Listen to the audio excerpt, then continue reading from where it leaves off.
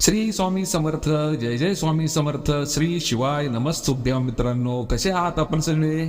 आशा करतो महाराजांचा आशीर्वाद आपल्या पाठीशी अखंड असो ही महाराजांच्या चरणी प्रार्थना. श्री स्वामी समर्थ. मित्रांनो, मी माझ्या स्पिरिच्युअल डिवाइन जर्नी या यूट्यूब चॅनलच्या माध्यमातून आध्यात्मिक विषयावर आठवड्यातून 2 व्हिडिओ अपलोड करणार आहे.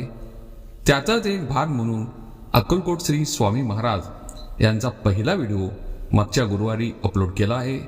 जर तो व्हिडिओ आपण पाहिला नसेल तर तो नक्कीच पहा आणि आज भगवान महादेव यांच्या संपूर्ण शिव महापुराण या आध्यात्मिक विषयावर पहिल्यांदाच मराठीमध्ये सांगण्याचा प्रयत्न करणार आहे. आपल्याला माझा हा प्रयत्न नक्कीच आवडेल. धन्यवाद. श्री शिवाय नमस्तुभ्यो. प्रामुख्याने आपण जर पाहिलं ना, शिवपुराणात शिव केंद्रित विश्वशास्त्र, पौराणिक कथा, देवामधील संबंध, नैतिकता, योग, तीर्थक्षेत्री, भक्ती, नद्या, भूगोल आणि इतर विषयावर अध्याय आहेत. हा मजकूर दुसऱ्या सहस्त्राब्दीच्या सुरुवातीला शैव धर्माच्या विविध प्रकारांबद्दल आणि धर्मशास्त्राविषयी ऐतिहासिक माहितीचा मुख्य स्रोत आहे. शिवपुराणातील सर्वात जुन्या अध्यायामध्ये अद्वैत, वेदांत, तत्वज्ञान, भक्तीच्या आस्तिक घटकासह मिसळलेले आहे. 19व्या आणि 20व्या शतकात वायुपुराणाला कधी शिवपुराण म्हणून संबोधले जात असे तर कधी पूर्ण शिवपुराणाचा भाग म्हणून. अधिक हस्तलिखितांच्या शोधामुळे आधुनिक विद्वत्ता 2 पुस्तकांना वेगळ्या पद्धतीने हाताळते. वायुपुराण हे दुसऱ्या शतकापूर्वी लिहिलेले सर्वात जुने पुस्तक बनले आहे. काही विद्वानांनी ते एक महान मिथक म्हणून सूचीबद्ध केले आहे. शिवपुराण भगवान शंकर आणि त्यांच्या अवताराशी निगडीत आहे. त्यात शिवभक्ती, शिवमहिमा आणि शिवाचे संपूर्ण जीवनचरित्र वर्णिले आहे. त्याचबरोबर ज्ञान, मोक्ष, उपास, तप, जप यांच्या मिळणाऱ्या फळांचे देखील वर्णन आढळते. शिवपुराणामध्ये सहस्त्र ज्ञानवर्धक आणि भक्तिविषयक लिहिले आहे, पण आम्ही फक्त 10चे वर्णन येथे करीत आहोत. तर काय आहे ते 10 वर्णन? चला तर मग पाहूया. नंबर 1, धनसंग्रह. चांगल्या मार्गाने पैसे साठवा आणि त्याचे 3 भाग करून 1 भाग धनवृद्धीसाठी, 1 उपभोगासाठी आणि 1 भाग धर्म आणि कर्म यात घालवा. असे केल्यास जीवनात यश प्राप्ती होते. 2, रागाचा त्याग. राग कधी करू नये आणि कोणाला राग येईल असे कधी बोलू नये.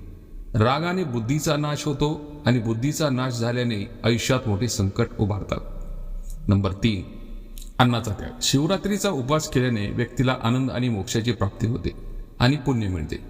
पुण्य केल्याने भाग्योदय होतो आणि व्यक्ती सर्व सुख प्राप्त करतो. नंबर 4, संध्याकाळ. सूर्योदयापासून सूर्यास्ताचा काळ भगवान शंकराचा आहे.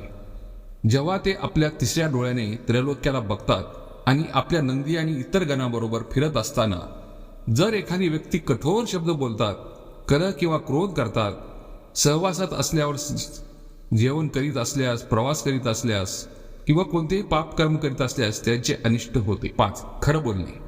माणसासाठी सर्वात मोठा धर्म आहे खरं बोलणे किंवा सत्याचे समर्थन करणे आणि सर्वात मोठं अधर्म आहे खोटं बोलणे किंवा असत्याचे समर्थन करणे. निष्काम कर्म.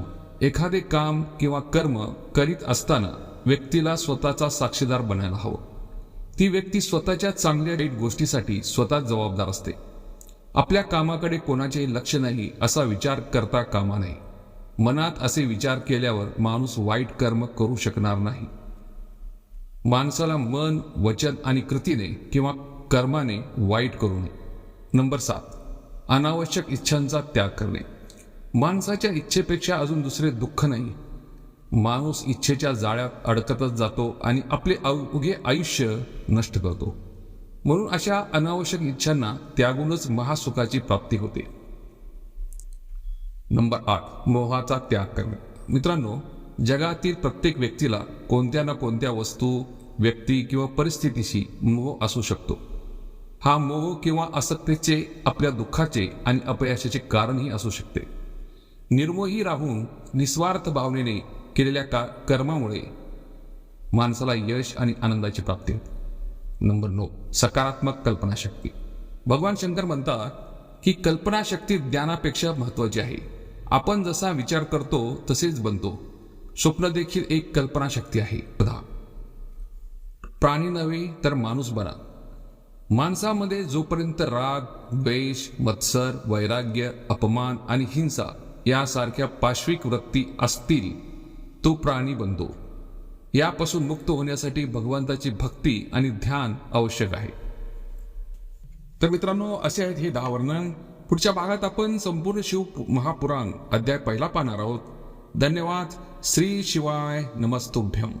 मित्रांनो, कसा वाटला तुम्हाला हा व्हिडिओ? जर व्हिडिओ आवडला असेल तर व्हिडिओला लाईक करा, कमेंट करा आणि हो, सबस्क्राईब करा, म्हणजे माझ्या नवीन व्हिडिओचे अपडेट आपणास लगेच मिळतील. धन्यवाद. श्री स्वामी समर्थ. श्री शिवाय नमस्तुभ्यम.